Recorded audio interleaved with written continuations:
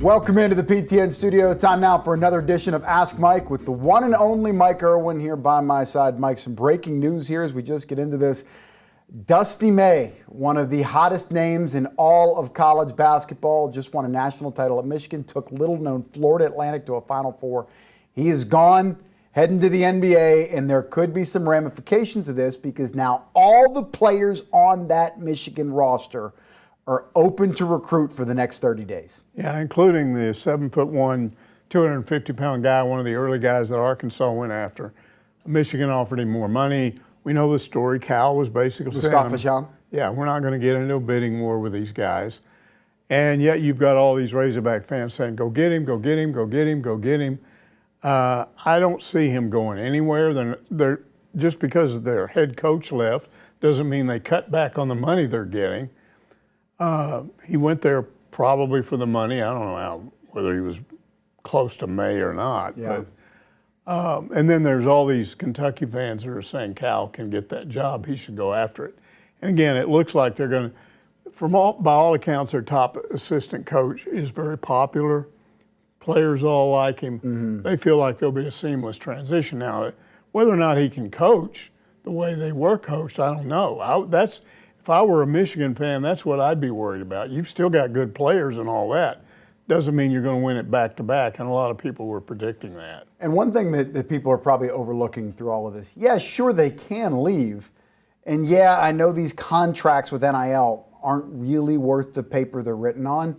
But still, these kids all sign deals for money. Yeah. So for you to expect there to just be this flood of players leaving Ann Arbor, that's not realistic, especially whenever you're talking about seven-figure paydays that have already been signed. Yeah, we'll see if anybody leaves. But the stuff I've been reading from the people that cover the team indicates there's not going to be a mass migration out of there. Now, Michigan is a school with unlimited funding.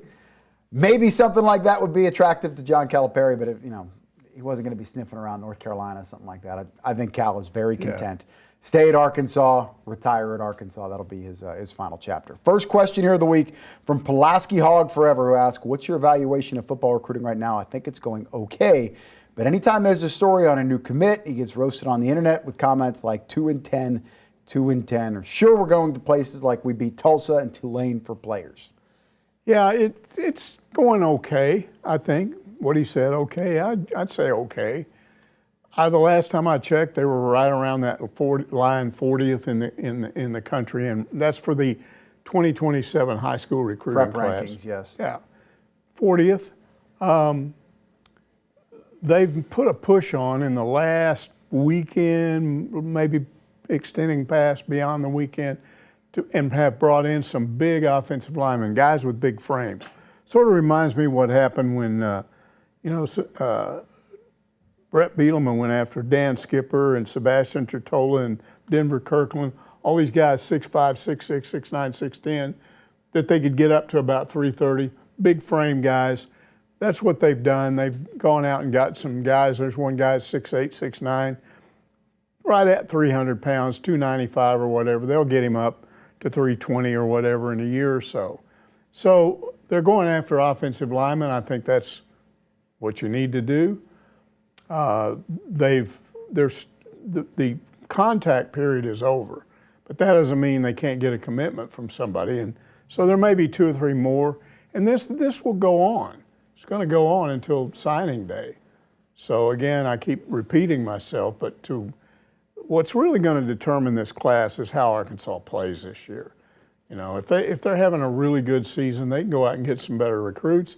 If they don't, they may start losing some of these guys. Would you agree with this? High school recruiting in college football has really never meant less than it does right now. I mean, I remember a time when this had national coverage. That February signing day was a really big deal. Now it seems like these major programs have pretty much transitioned to a portal-only philosophy. Yeah, well, Silverfield has claimed he's going to try to move back to that, but I don't think he's going to do it as long as the rules don't change. We'll see if something comes out of this bill that's before Congress and they can kind of rein in some of this NIL spending. But until that happens, you're going to have to go into the portal and bring people, and you're not going to be developing like you would in the old days. Bring in solid freshmen, develop them, have them for 4 years, all that stuff.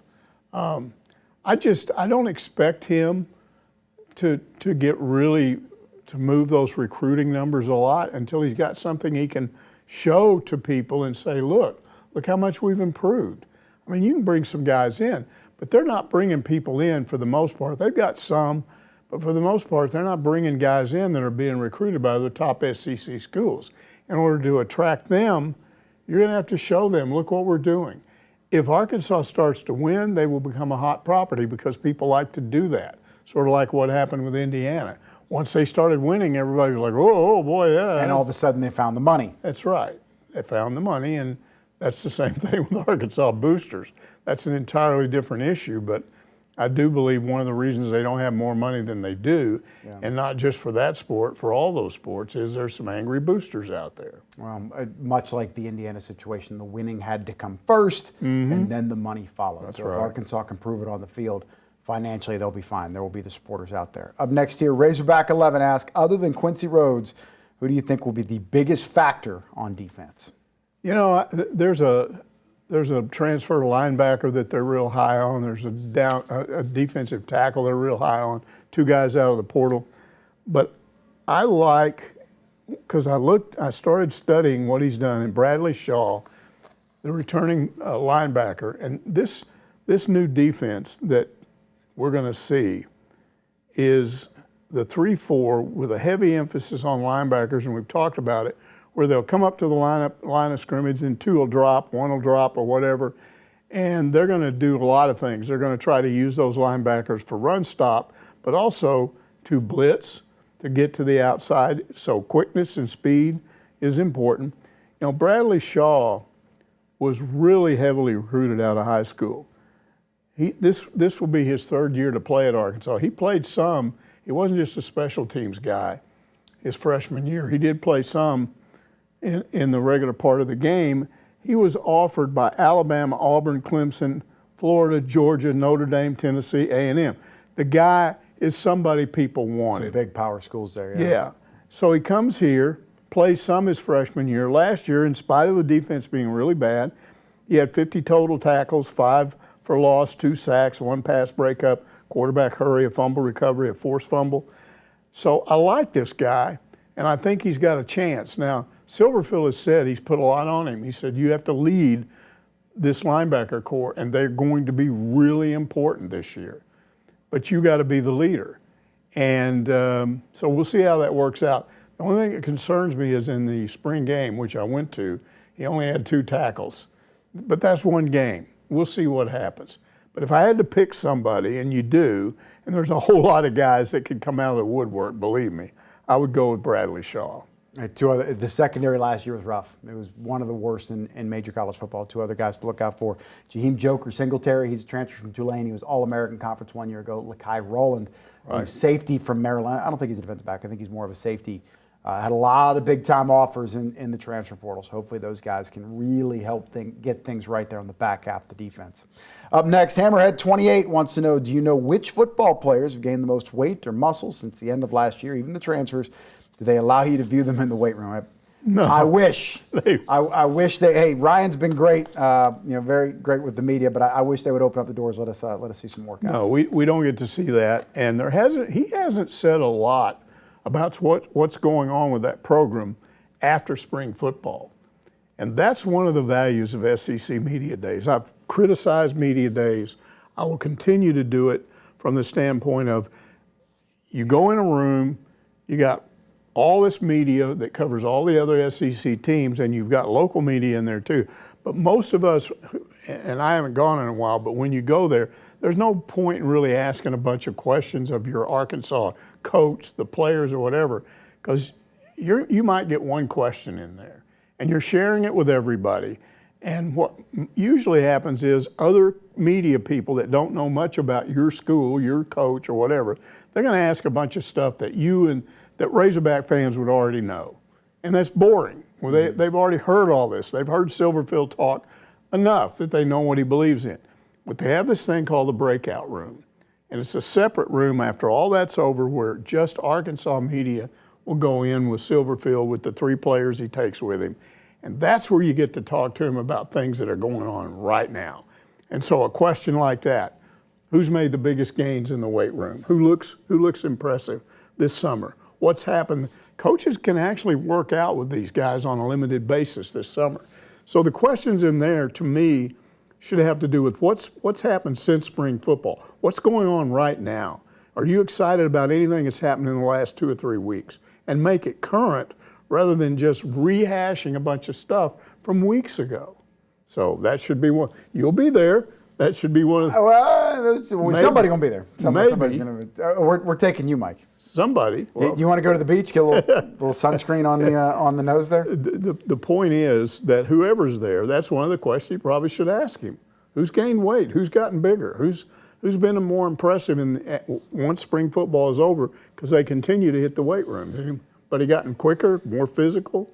Yeah, or even like the whole War on the Hill thing. I don't think we ever saw the results from that, but he really put that over during spring practice about the competing element. So, but yeah, the SEC Media Days have really become this kind of Goliath type of event. And really, for me, it signifies, I don't know about your take on this, the start of the college football season. Well, what it is, and yes, you're talking to each school has their head coach there and 3 players. But what that really is a giant PR for SEC football. Hey, it's coming up in less than 2 months. Let's get all excited. They've made it a TV show. Turn it into a big thing. You have Feinbaum on there, and then they ESPN. They talk about all this stuff, and it gets people pumped up. Hey, football's not that far away. So that's fine. But if you go there, you're going there for a specific purpose, to find out stuff that you don't know about right now that's happened in the last 3 or 4 weeks or a month. And the only way you do that is to go into that breakout room. SEC Media Days in Tampa, Florida this year. I think it's the 5th consecutive year they've done it in a different city. It'd be cool if they brought it closer to Arkansas. I don't know exactly where that could be. It was in Dallas a couple years ago. That's probably about the closest place they can get it here to Northwest Arkansas that would make sense, given all the convention space and whatnot. But yes, Big Trail Nation team will be there whenever it. How about Branson? That'd be fun. Do you think they have the convention space for it? So Kansas City would, but that doesn't really make, like, Missouri, I guess that's there, but not really. Las Vegas would be a lot of fun. Obviously, they don't have a team in Las Vegas, but neither does the Big Ten. They had it there. Yeah. I like Branson. Let's do it at the amusement park there. Silver Dollar City under the roller coaster. Ride the rides and in between when you get off work or whatever.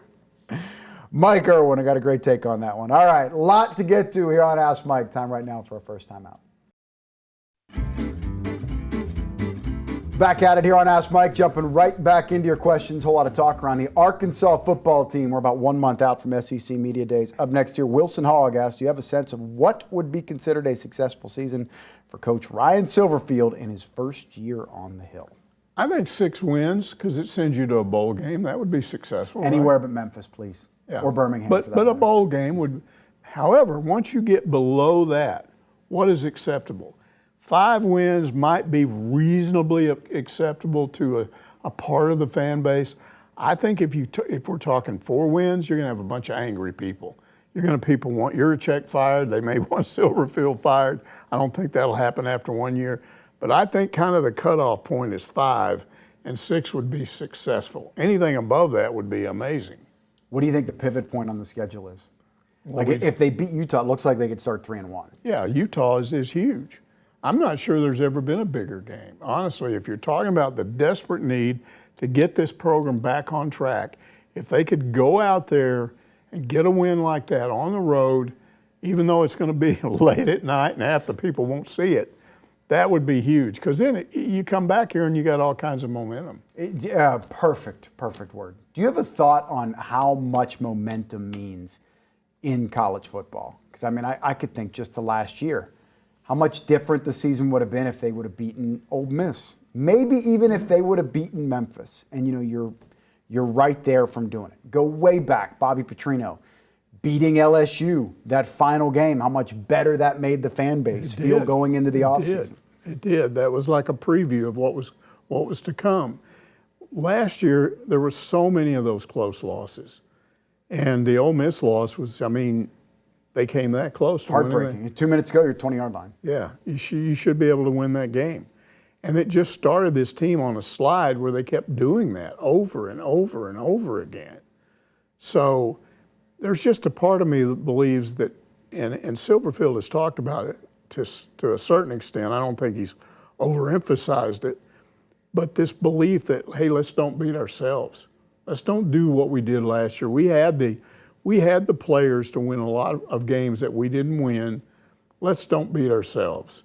And that's going to be one of the first things, I promise you, that I'm going to look for. When I go out to Utah, anywhere, any game, any big game like that, how many turnovers? Do you have any fumbles? Did you turn it over? Interceptions? Any of that stuff? Because that's how you get beat. We learned that. I knew it all along, but boy, it was like having it shoved in your face last year. Sure was. Very simple. A couple turnovers here and there. You know, the Ole Miss game, put it on the deck. The Memphis game, the exact same thing happens 1 week later.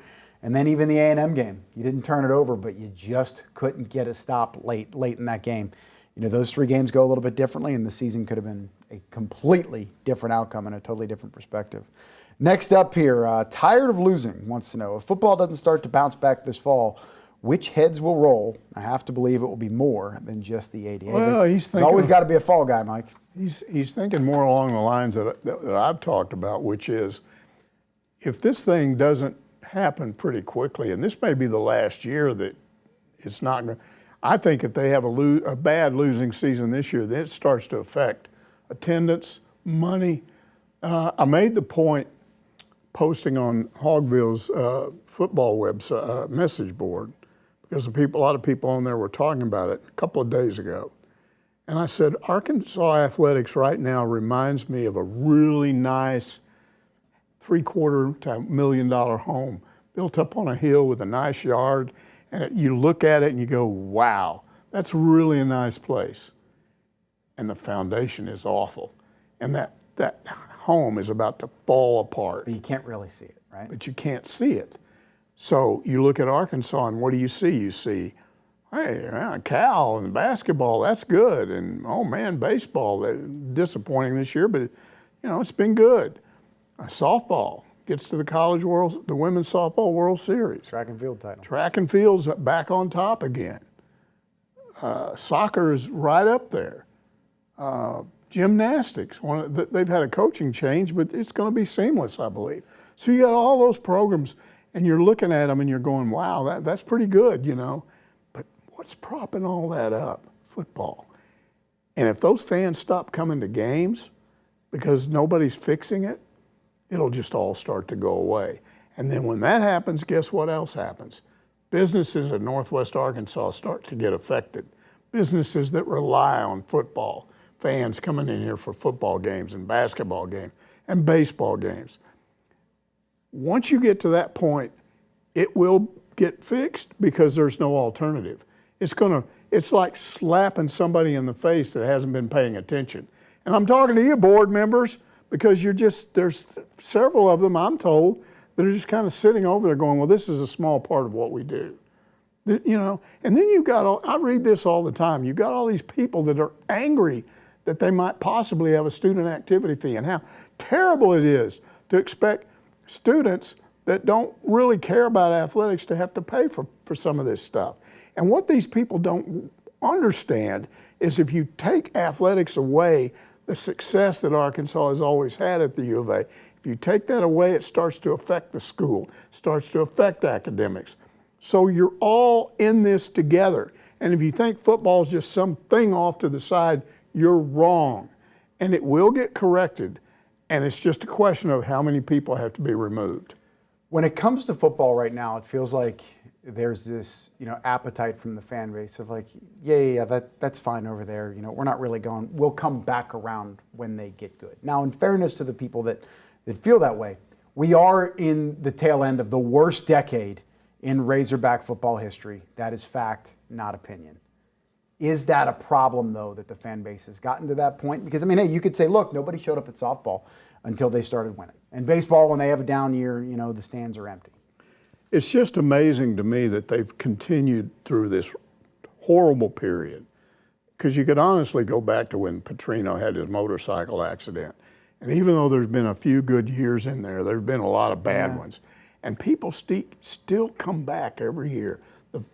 The season ticket holders are there. They're paying money. You got to pay money just for the right to buy those tickets. And you don't see even in bad years, you don't see 35,000. I've seen that place back when it held 41,000. I've seen 35,000 there. You don't see that kind of stuff lately. In a bad year, there's still 60, 65,000 fans at most games. That's where half of your money's coming from. The other half's coming from TV rights. But if you start reducing that, if the fans finally let go of it, it's going to be like a house of cards. It's going to be like that foundation that starts to fall. And it may take that, I don't know, to wake some of these people up. People on the academic side, people on the board of trustees. But it is huge. And you cannot continue to have this football program where it's been. It's got to get, the whole impression of Arkansas and the SEC, if you read the internet, most of these other fans of other SEC schools are acting like Arkansas didn't win anything because that's what they are. They're football oriented. So you're bad in football, you're terrible.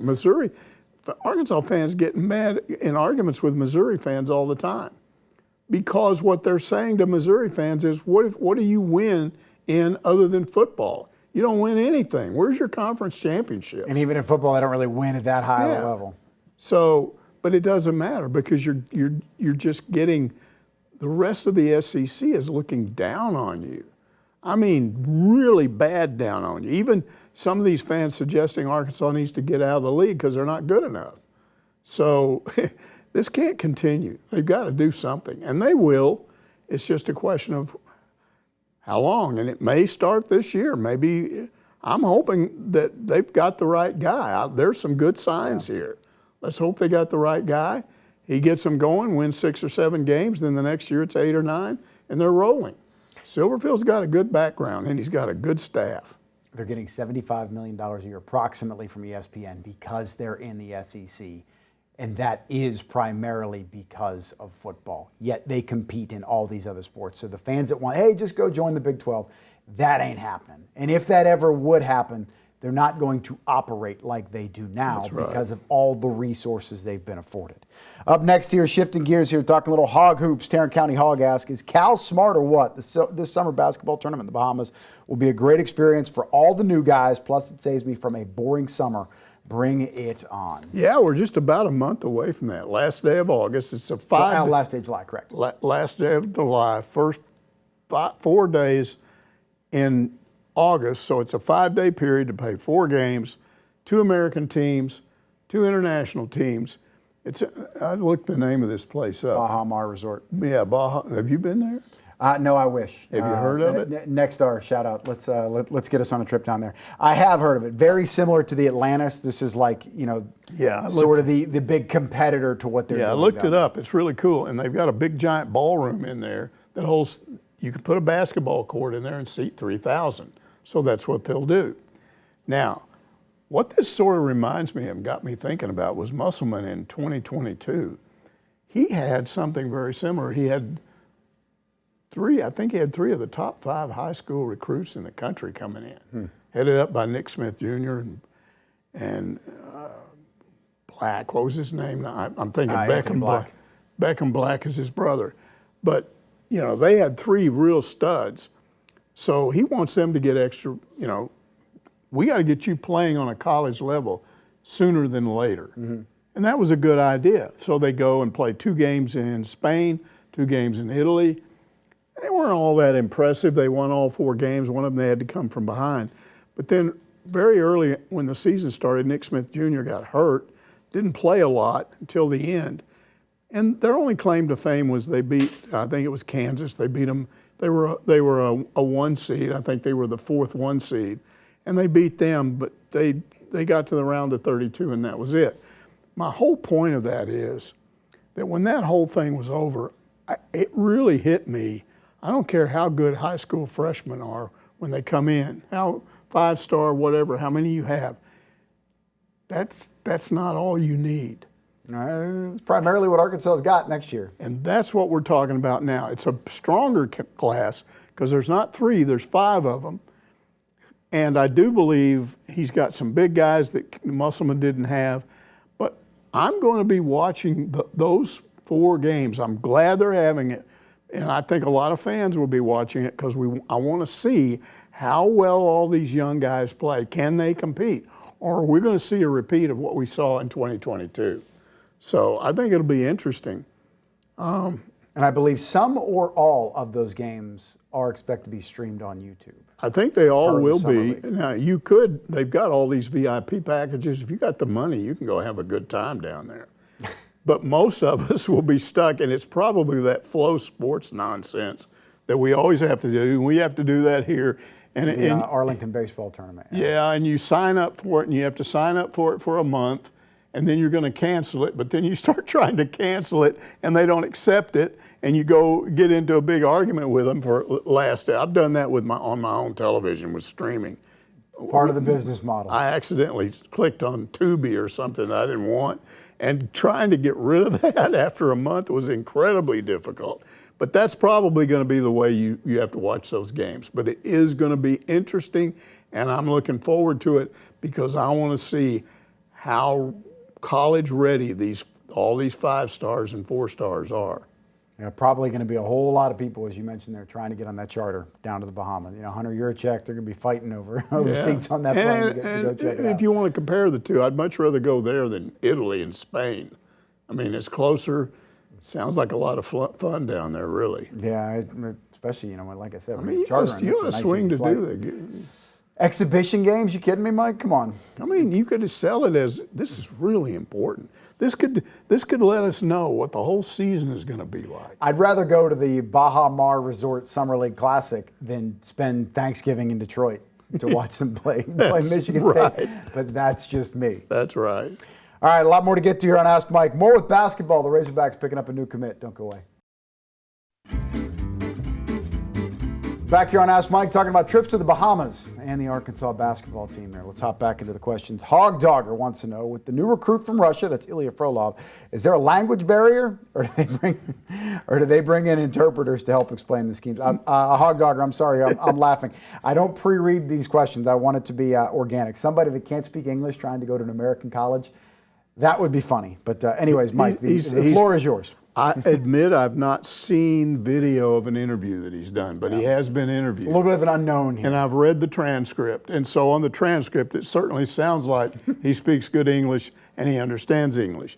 I even went so far as to look this up on Google. I Google searched, do international basketball players generally know how to speak English? And it said absolutely. Almost all of them do, because it's important. Yeah. Because if they ever come over here, and a lot of them are wanting to end up in the NBA, they do that knowing that's a big part of what they have to do. And then I went beyond that and said, does the average student in Russia learn how to speak English growing up? And it said absolutely, because again, it's considered important. So starting in grade school, you're learning in Russia, you're learning how to speak English.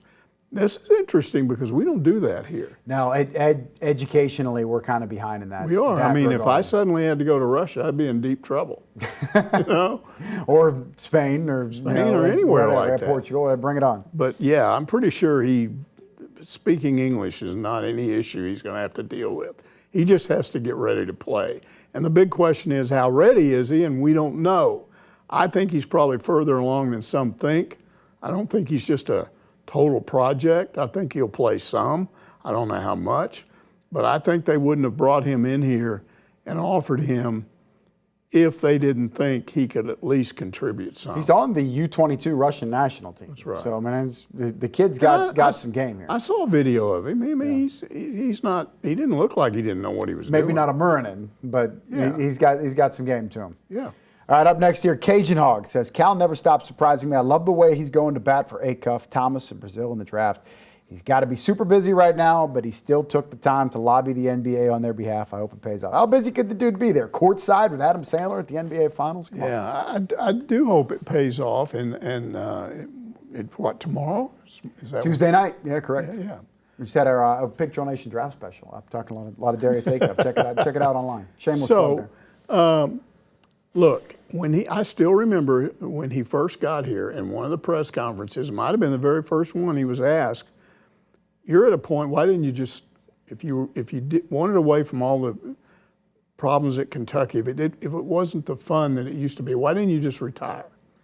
And here's what he said. He said, I like going out and finding really talented freshmen who have a chance to be one and done, developing them, getting them into the NBA and doing exactly what I promised, and then watching how it affects them and their family. That's his brand. When you think of Cal, you don't think of the Final Four. He's a winner. He is. Right. But his brand is one and done, kids to the NBA. And he's modified a little bit here, evidenced by, all the bigs they went after.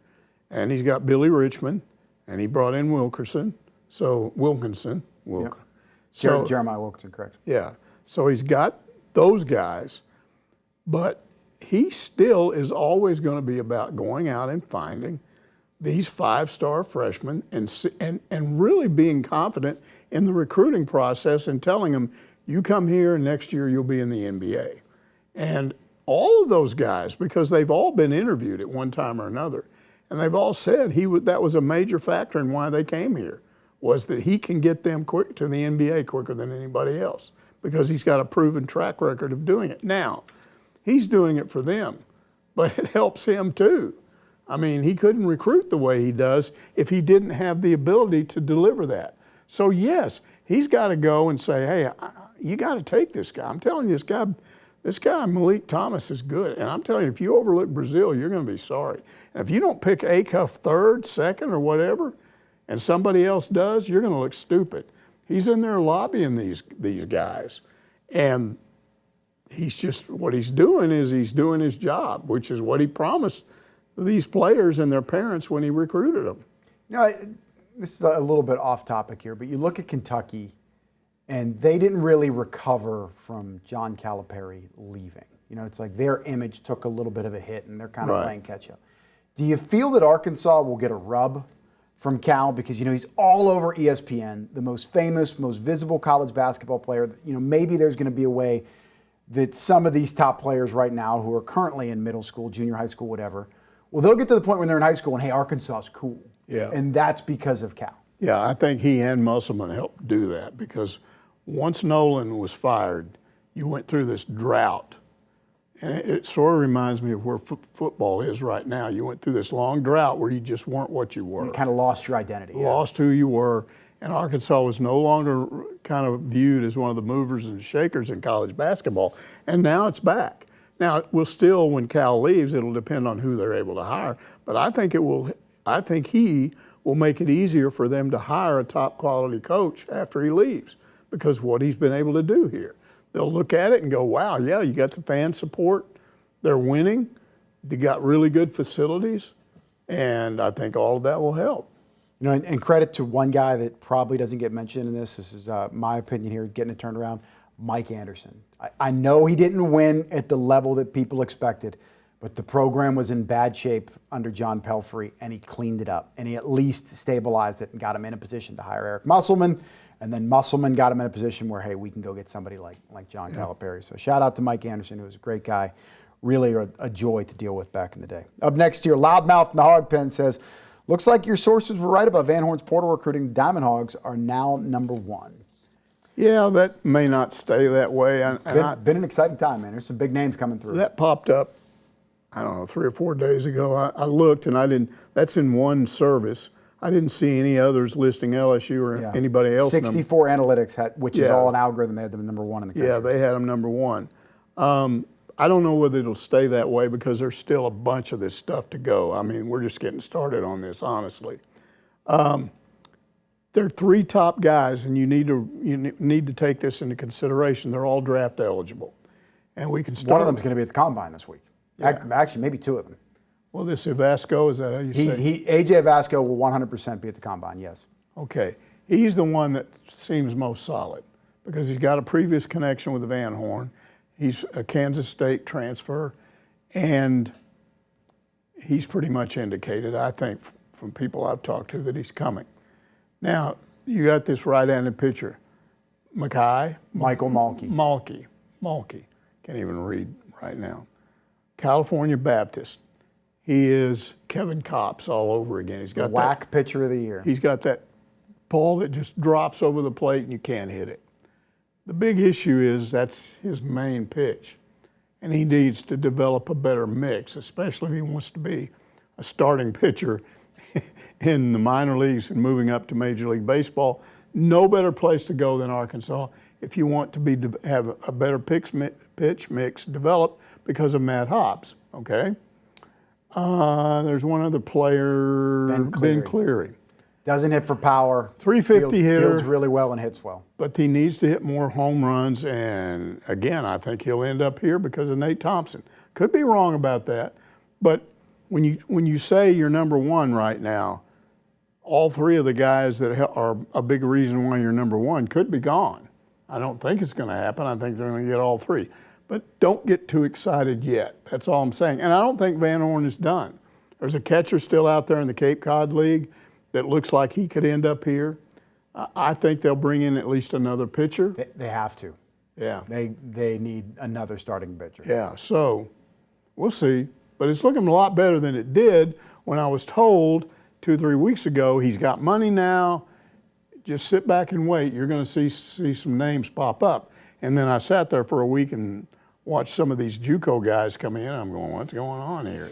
I even went back to my original sources and said, what are you talking about? This is getting hard to defend. And they're going, just relax. It'll be okay.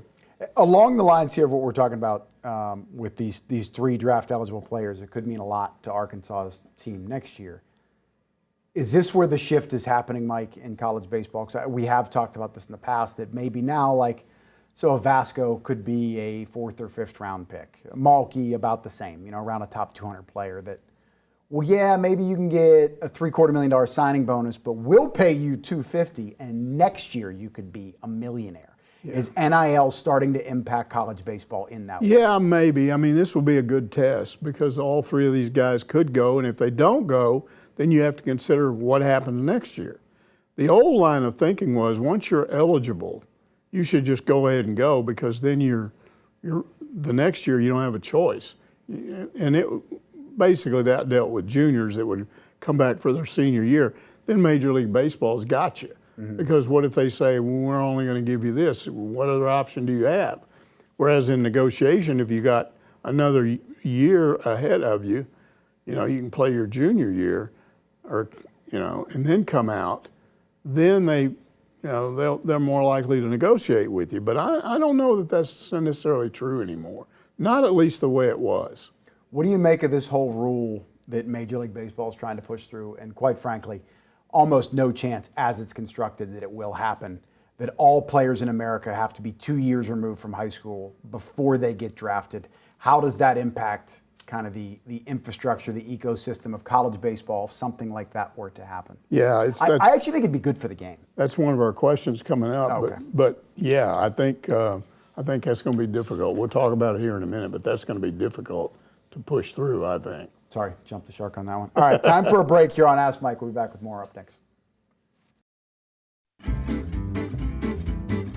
Back to wrap things up here with Mike Irwin on Ask Mike and diving back into the questions here. Football guy says, baseball has never made any sense to me. How can a team finish 11th in a conference of 16 teams and end up with a losing SEC record and win a national championship? We are recording this, but Oklahoma does still have to win one more game. That would be like Kentucky winning the national title in football last season after finishing with a 5-7 record in the regular season. No way that would ever happen. Yeah, you're right. There's no way that Indiana football could ever win a national title. Teams just can't get any better. That's not possible. It wouldn't happen with like Kentucky for the simple reason that you've got 64 teams in the playoff in baseball, and right now you have 12. And even if you went to 24, you could not have a losing record in your conference and get selected, even if it's SEC or Big Ten. You're right, probably 4-4. Yeah, so it wouldn't happen.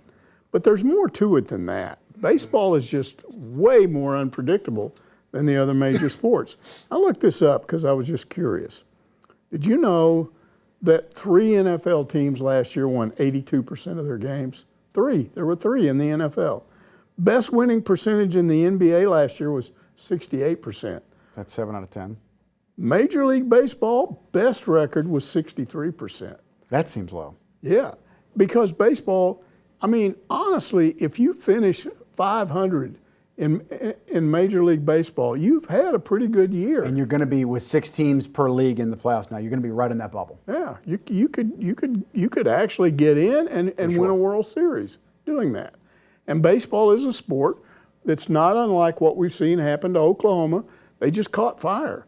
Their pitching got better. Their hitting got better. The team came together. They just, I don't know. You get these guys in a dugout, and people don't seem to understand how important it is when every single guy buys in. And before, maybe you had 4 or 5 that didn't, and all of a sudden you don't have what you have now. Now, here's what's going to be interesting. Can they win this game tonight after ending that 9 game? I think they lose. I think they had the momentum. It's gone now, and I think it's over. But I could be wrong. But I think that's why they play the game. I think a big part of what they did and the run they went on was the momentum that they got, and they got better and better as they won more and more games. They amazed me once they got to Omaha. I didn't think they were going to, even get to Omaha. Beat Georgia twice, who just about everybody had as a favorite to win it all. Didn't they beat Georgia Tech? Through the losers bracket. So they came back to beat them twice. I want to say in that game 7 of the Atlanta Regional, they were down like 7-2, tied it in the 9th, walked it off in the 10th. And then took out Kansas, right? Dismantled one of Kansas, the hottest teams in the country. Hot. So they got it going. Now, the issue is, do they still have it going? Guess we'll find out. It'll be fun to watch tonight. We have seen this. I mean, some teams have kind of come from out of nowhere. Ole Miss. Ole Miss did it. Virginia, I think, may have been a 3 seed, and they did it, winning a national title recently. Maybe they were a 2 seed. Even Arkansas, I think, in 2012, they got to the Final Four, and that was really an unprecedented kind of run by their standards. No comparison, as you went through the regular season, no comparison in the 2021 Razorback team in 2022. And yet the 2022 team got to Omaha and got pretty close to getting to the championship series, 1 game away from it. And that 2021 team never got out of its super regional. I mean, it just happens. It's weird how in football with the transfer portal, we've kind of seen more of a consolidation of power. But I feel like transfer portal, NIL, college baseball, this thing is wilder than ever. UW Milwaukee, a team that got run ruled like 13 times, getting to a game 7. UALR going to a super regional. Troy getting to the World Series. I loved it because it proves what I've been saying all along. Put more teams in the playoffs, not less. Now I'm not going to sell that to you in football, I know, but I love it. Baseball's a totally different sport. Yeah. If Georgia plays the 64th best team in the country in football, it's going to be like 60-7. It's a little bit of a different dynamic. Maybe. But that's why they play the game. I'm not saying in every game there would be blowouts, but there's going to be that game that nobody sees coming. I'm just telling you. High Point in Wisconsin. I love when I sit at home and watch any sporting event on TV that doesn't involve Arkansas. I'm always rooting for the underdog. I want to see that team win. It's fun. It's a big part of why you watch sports. We identify with the underdog, somebody that defied the odds, because usually at some point in our life, somebody counted us out. So that's why it's so captivating. Up next here, Hammerhead 28 asks, can you see SEC baseball creating a strike zone box for TV and allowing each team 2 challenges like the pros? Do you think the coaches would be for it? If not the SEC, maybe the College World Series to start it. I do think that replay system is eventually going to come to the SEC. Well, and they've already done it in the SEC Test tournament. kitchen in the tournament. And it looked like it went well. We talked about that, and I was kind of iffy on it. I created a little bit of drama, too. Yeah, I didn't like the idea at first, but once I watched it in practicality and saw how accurate those things were, and most of the time the umpire got proven to be correct. Sometimes it didn't, but I think what would have to happen is, now you've tried it in the SEC tournament, okay? Other schools are going to have to do that. Then you're going to have to figure out a way to get it in the NCAA playoffs in baseball. You do it through and then finally Omaha. And once you did that, could you get it universal? Well, the problem with that is all of these schools would have to have the right equipment to do it. But maybe they would provide it. I don't know. It's fun to watch that stuff. I know that. I do think it does add an element to the game, and quite frankly, especially as this final question we're going to get to here in a second, preparing players for the pros. Well, have the challenge system the pros have. That's something that could separate the SEC from the Big Ten or the ACC. All right. Eddie Lynn here, up last. What's your take on the Major League Baseball plan to stop taking high school seniors in the MLB draft, 2 years in college or JUCOs only? Van Horn has to be smiling ear to ear. Man, I don't think he's smiling because I think he knows. The transfer portal would be wild, too, with that volume of players. I don't think he's smiling because I think he knows it's not going to happen. The big problem is the Major League Baseball Players Association. They have to approve it, and they're against it. Now, they could negotiate. I don't know what would be negotiated. You know, generally anything that takes money away from players, they're against. So, and that's what Major League Baseball is trying to do here. They're trying to save money by directing more players into college baseball. Hey, we'll let you, endure the expense of making them better. Easier to scout, develop, identify. Yeah, we don't have to. We don't have to spend money on as many of them. And now, look, that if they ever got that through, there'd be a lot of A-ball ballparks around the country that go away. Would any of the double A's go away? Probably not. But, it's just. I think this model could potentially eliminate low A ball. Yeah. Basically. Absolutely. So, I mean, if you live somewhere and you like going out watching low A ball, it'd be bad. But, we're here and we watch college baseball, and I've seen Van Horn. Just you and I were talking during one of our breaks about. In years past, Van Horn would go out and sign like 5 guys that would get drafted, and in the first or second round. Yeah, he might keep one of them. It was always a big deal when one of them stayed. I remember talking to Norm DeBryan one year, and it was the middle of the summer, and I don't even know what I was doing, but I was so desperate for content that I was shooting some summer baseball games out somewhere, a high school game. It was a tournament. I thought maybe like a wooden bat league or something. But okay, so you're talking like AAU. Yeah, it was a high school tournament or something. It was up in Springdale or Rogers or somewhere. And Norm shows up. And I go, what are you doing here? And he said, I got to come up with a player. I just lost somebody. He was like 5th round. I never thought he would go. And he signed. And now I'm stuck. And I'm thinking, man, this is just awful. They can't plan on anything. And so I would be for it, but I don't think it's going to happen. Yeah, the international players are going to be hard to get on board with this because they're talking about instituting another layer to this would be an international draft. And in those Latin American countries, those kids signing at 16 years old, that means so much to their families, so much to their country, so much to their brand of baseball.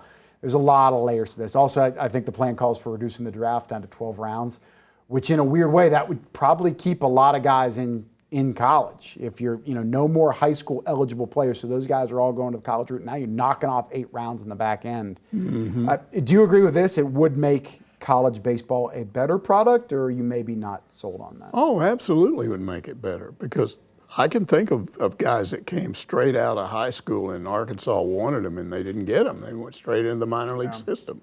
I mean, I think DeBryan lost a really good, can't remember his name, but lost a really good player out of Brandon Nimmo is one of the kids I could think of right now. I believe he plays for the Mets. He was like the 7th pick in the draft. Arkansas had him signed. Connor Griffin, right now playing for the Pittsburgh Pirates, 19 years old. 2 years removed from high school. He'd be in college this year. And the dude is one of the most hyped prospects in all of pro baseball right now. Yeah, so it'd be good. It would be good. Not going to happen. And it would also mean that there'd be a whole lot more money in college baseball. All right, you're out of time. You're on Ask Mike. Mike Irwin, as always, doing a fantastic job counting down the days of football season. Thank you for checking out Ask Mike.